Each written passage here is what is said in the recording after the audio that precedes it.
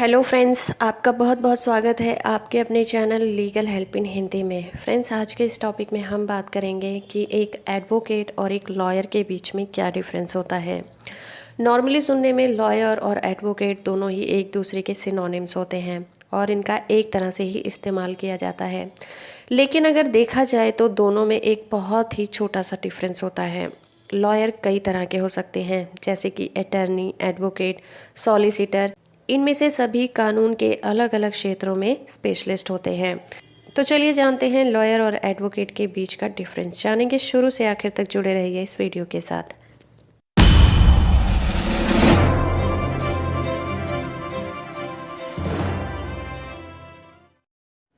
सबसे पहले बात करते हैं लॉयर की। लॉयर उस व्यक्ति को कहा जाता है जो अभी भी कानून की यानी कि एलएलबी की पढ़ाई करने में लगा हुआ है।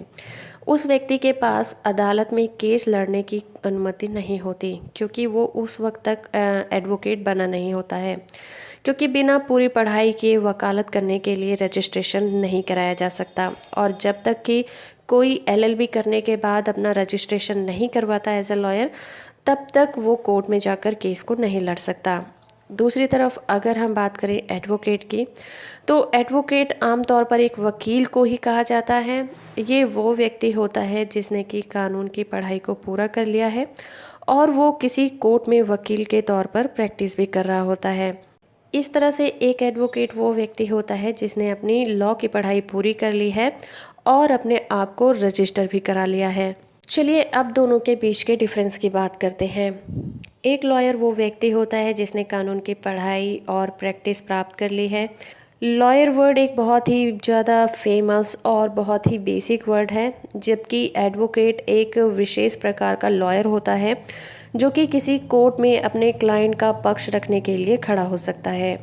एडवोकेट शब्द का उपयोग संयुक्त राज्य अमेरिका में नहीं किया जाता, वहाँ उन्हें केवल लॉयर कहा जाता है। एडवोकेट का उपयोग मुख्य रूप से यूनाइटेड किंगडम और दूसरे राष्ट्रमंडल राष्ट्रों में किया जाता है। एडवोकेट का जो काम होता है वो कोर्ट में अपनी पार्टी का प्रतिनिधित्व करना होता है, अपने जो पार्टी है उसका पक्ष रखना और लॉयर के कार्यों में शामिल होना, कानूनी सलाह देना, किसी मामले में जनहित याचिका दाखिल करना। और उनकी भूमिका लॉयर के प्रकार के अनुसार बदल सकती है। एक एडवोकेट लॉयर हो सकता है, लेकिन एक लॉयर एडवोकेट नहीं हो सकता। एडवोकेट लॉयर से एक कदम आगे की पोस्ट पर होता है। एक एडवोकेट के काम का दायरा लॉयर से बड़ा होता है। इस तरह से ये निष्कर्ष निकाला जा सकता है कि ये दोनों शब्द एक दूसरे के पर्यायवाची हैं। हमें ये ध्यान रखना चाहिए कि वकीलों के लिए अलग अलग शब्द हर एक देश में इस्तेमाल किए जाते हैं। जैसे कि कोई देश कानून की पढ़ाई करने वाले को एडवोकेट कहता है, कोई बैरिस्टर, कोई अटर्नी, कोई वकील या फिर कोई सॉलिसिटर भी कहता है। तो फ्रेंड्स, ये था एक छोटा सा वीडियो एडवोकेट और लॉयर के बीच क्या डिफरेंस होता है के ऊपर। उम्मीद करती हूँ आपको ये वीडियो पसंद आया होगा। अगर आपको ये वीडियो अच्छा लगा है तो आप इसे लाइक करिए, शेयर करिए। अगर अभी तक आपने मेरे चैनल को सब्सक्राइब नहीं किया है तो सब्सक्राइब कर लीजिए और साथ में दिए गए बेल आइकन को भी ज़रूर प्रेस करिए।